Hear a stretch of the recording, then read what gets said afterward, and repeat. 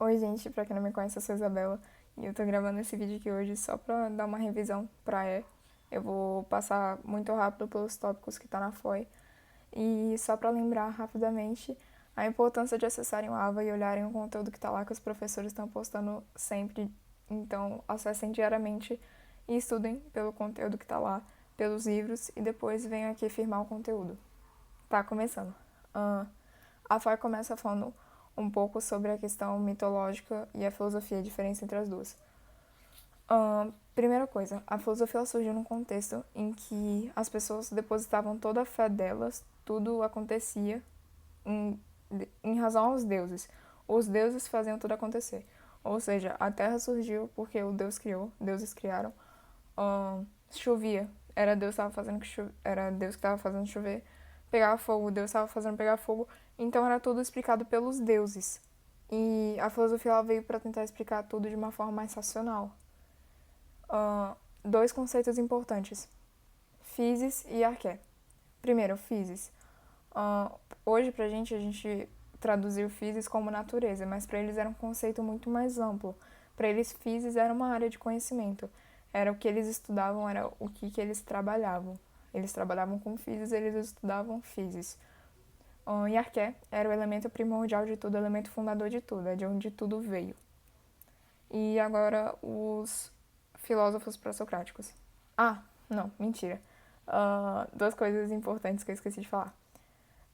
Muita gente pergunta, quando a gente fala de filosofia, se a filosofia surgiu ou não na Grécia. Quando a gente pergunta isso, a gente não tá perguntando se ela surgiu, tipo, na Grécia, mas se foi uma invenção total dos gregos ou se teve alguma outra intervenção ou algum outro povo. E para isso a gente tem duas teorias, que é o orientalismo e o milagre grego.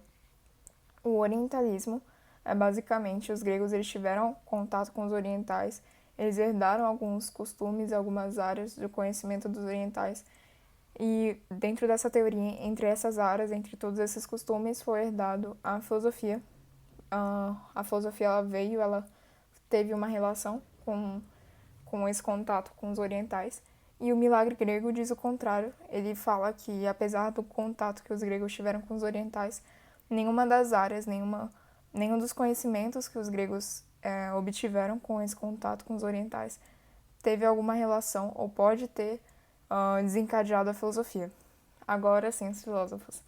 Primeiro, Tales de Mileto. Nasceu em Mileto, era da escola jônica. Foi o primeiro dos filósofos. Ele não chegou a escrever alguma coisa, a gente não sabe se ele chegou a escrever alguma coisa. Tudo que a gente sabe sobre ele veio de comentários de outros filósofos. Para ele, arqué era água, que tinha como propriedade umidade. E agora vamos para Pitágoras. Pitágoras, a arqué dele eram os números. Basicamente, o contexto. Final do século VI a.C., a escola na filosofia estava na Jônia e ela mudou para Magna Grécia, que era onde estava a escola pitagórica. Pitágoras de Samos nasceu em Samos. Ele acreditava na reencarnação cíclica, que é basicamente você nasce, aí você morre, só que você, tipo, o seu corpo morre, mas a sua alma vai para outro corpo. Aí você nasce com esse novo corpo, nessa nova forma, enfim.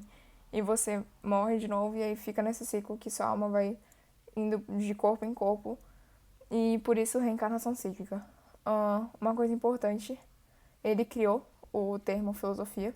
O Pitágoras, ele criou esse termo, ele deu o primeiro conceito à filosofia, que antes não tinha essa palavra.